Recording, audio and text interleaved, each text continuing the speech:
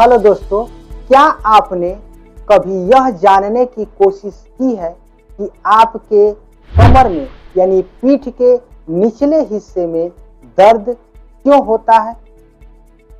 क्या यह दर्द चोट लगने के वजह से होता है या आपको कोई गंभीर बीमारी है?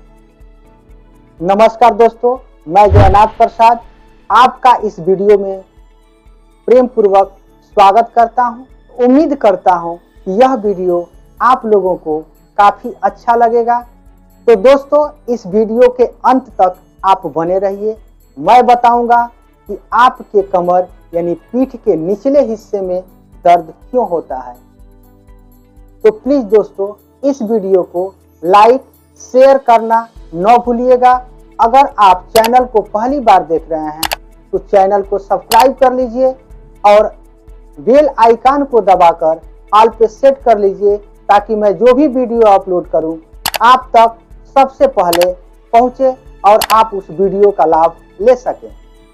दोस्तों, आपके कमर यानी पीठ के निचले हिस्से में दर्द क्यों होता है, इसके बारे में जानने से पहले आप कमर के बनावट के बारे में जान लें ताकि आपको बीमारी समझने में आसानी होगी।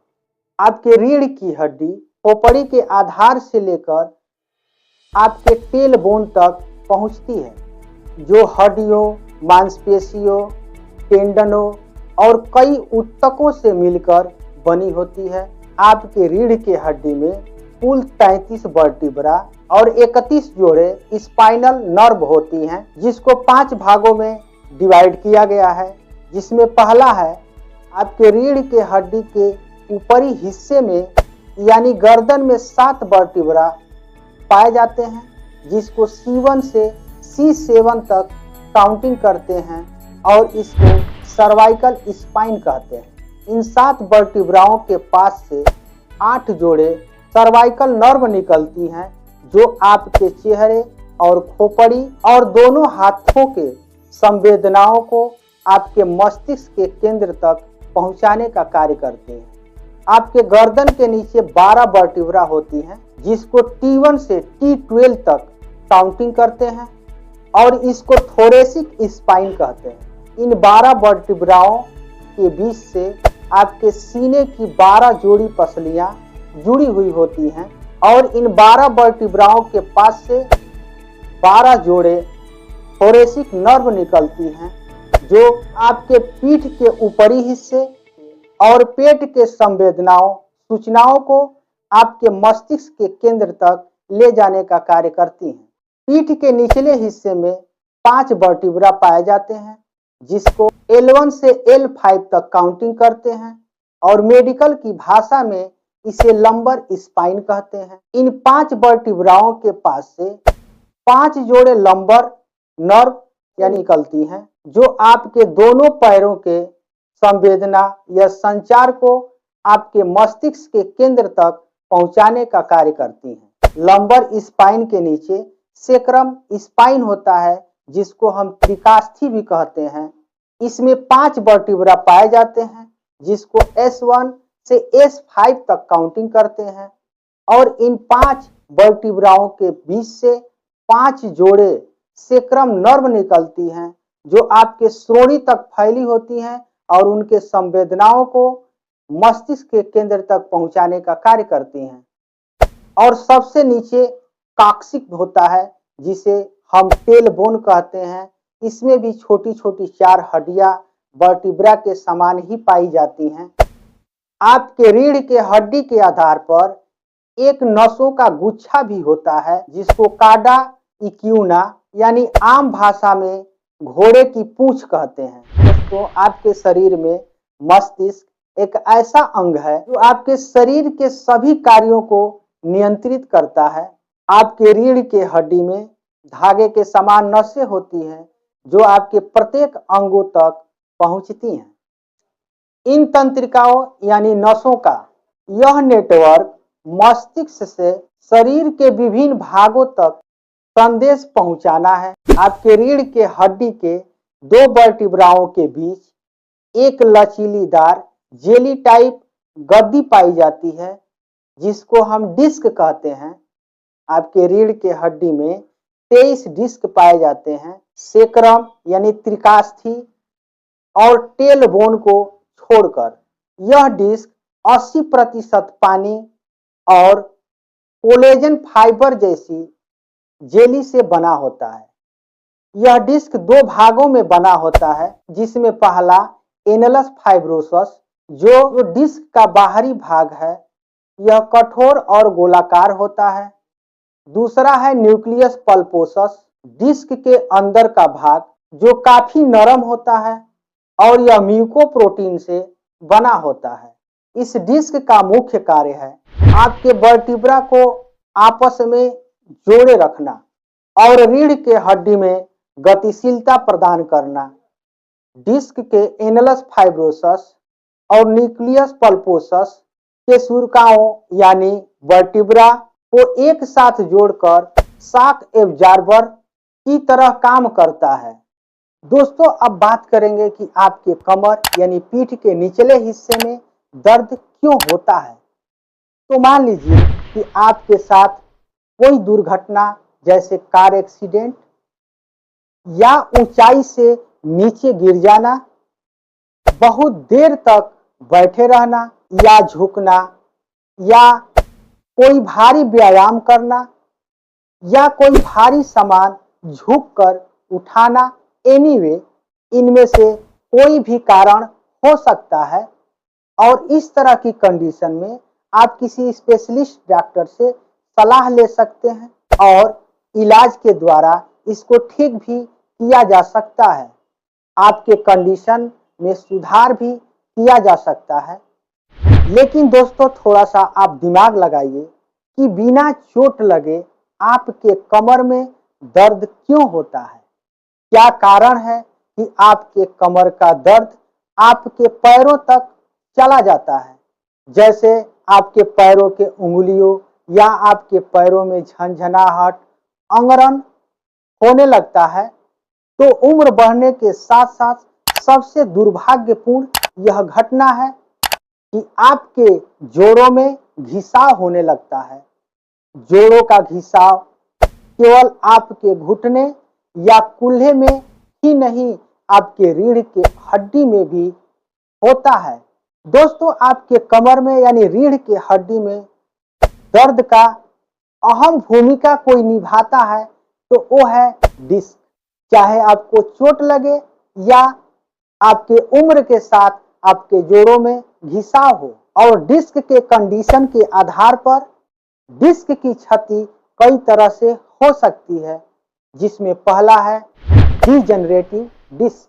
डीजनरेटिव डिस्क अक्सर सर्वाइकल यानी गर्दन और लंबर स्पाइन यानी कमर में होता है। इस तरह के कंडीशन में आपका डिस्क निर्जलित हो जाता है।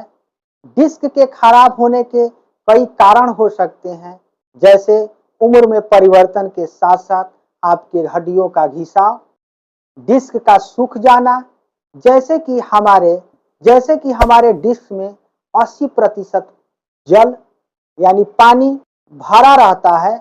जैसे जैसे हमारी उम्र बढ़ती है, डिस्क सूख जाता है और इसके ऊपर नीचे के वर्टिब्रा आपस में सटने लगते हैं। चोट लगना भी डीजेनरेटिव डिस्क का कारण बन सकता है। दूसरा है थिनिंग डिस्क। जैसे कि आपको पता है कि आपके डिस्क का आंतरिक न्यूक्लियस पल्पोसस जो जिलेटिन, कोलेजन और 80% पानी से बना होता है, और बाहरी वलय फाइब्रोसिस जो रेशेदार ऊतक की कई परतों से बना होता है। डिस्क को वर्टिब्रा से जोड़ने वाली एंड प्लेट्स, इनमें दो परतें होती हैं। एक होती है बोनी परत और दूसरा कार्टिलाजिनस परत। जब ये डिस्क डीजनरेटिव डिस्क डिजीज के कारण खराब हो जाती है या खराब होने लगती है, तो सेल यानी कोशिकाओं की मृत्यु हो जाती है और न्यूक्लियस पल्पोसस सिकुड़ जाता है और नरम जिलेटिनस के बजाय अधिक रेशेदार हो जाता है, जिसके वजह से डिस्क और चपटे की अवस्था में आ जाती है, जिससे रीढ़ की गतिशीलता और कम होने लगती है और आपके कमर में दर्द होने लगता है। बात करेंगे हर्निएटेड डिस्क की। यह कंडीशन तब होता है जब न्यूक्लियस पल्पोसस का कुछ हिस्सा एनलस फाइब्रोसस में एक बूंद की तरह बाहर निकल जाता है। हर्निएटेड डिस्क को स्लिप डिस्क या रप्चर डिस्क भी कहते हैं और यह कंडीशन आपके रीढ़ के हड्डी के किसी भी हिस्से में हो सकता है। अगर इसके लक्षण की बात करें तो इसका कोई विशेष लक्षण नहीं होता है, लेकिन अगर जो गर्दन में है तो आपके हाथों और कमर में है तो आपके दोनों पैरों दर्द हो सकता है, झुनझुनी आ सकता है या झंझनाहट हो सकता है या अंगरन हो सकता है या सूनापन हो सकता है, जो प्रभावित नसों द्वारा संचालित मांसपेशियां कमजोर हो जाती हैं। बात करेंगे बल्गिंग डिस्क की तो इसे उभरा हुआ डिस्क भी कहते हैं और इसको फटी हुई डिस्क भी कहते हैं। इस तरह का कंडीशन तब होता है जब रीढ़ के हड्डी में डिस्क का स्पंजी केंद्र डिस्क के बाहरी रबर जैसे हिस्से में एक चीरे के माध्यम से बाहर की ओर ढकेल दिया जाता है। यह कंडीशन अक्सर लंबर स्पाइन के निचले हिस्से में देखने को मिलता है। जब डिस्क उभर जाती है तो यह दब सकती है, नसों से संपर्क कर सकती है और दर्द को ट्रिगर भी कर सकती है। इसके लक्षण कुछ इस प्रकार हैं। पीठ में दर्द जो हिलने डुलने पर भी बढ़ जाता है, जैसे छींक आना, पीठ के मांसपेशियों में ऐंठन, पैरों और टांगों में कमजोरी और सूनापन झुनझुनी होने लगता है, पैरों, घुटनों और टखनों में गतिशीलता की कमी आ जाती है, मूत्राशय और आंत नियंत्रण में कमी, चलने में कठिनाई, साइटिका जैसे गंभीर बीमारी हो सकते हैं, समन्वय में कमी। बात करेंगे एक और डिस्क कंडीशन की, वो है ऑस्टियोफाइट फॉर्मेशन। इसको लंबर स्पेंडोलाइसिस भी कहते हैं। यह कंडीशन तब होता है जब बोन स्पर्श हड्डियों के किनारे पर बनने वाली हड्डी की वृद्धि होती है। इन्हें ही हम ऑस्टियोफाइट फॉर्मेशन कहते हैं।